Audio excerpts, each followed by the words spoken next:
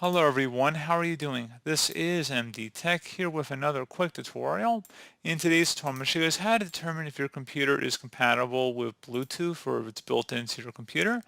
So this should hopefully be a pretty straightforward process here, guys. And without further ado, let's go ahead and jump right into it. So the easiest way to determine if your device is Bluetooth capable is open up the search menu, search for Device Manager. Best result should go back with Device Manager. Go ahead and open that up.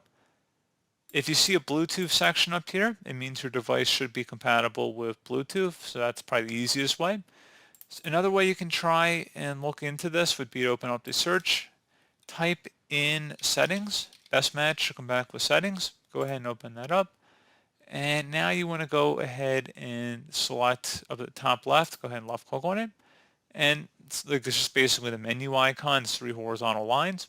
And then you want to select Bluetooth and devices. Go ahead and open that up.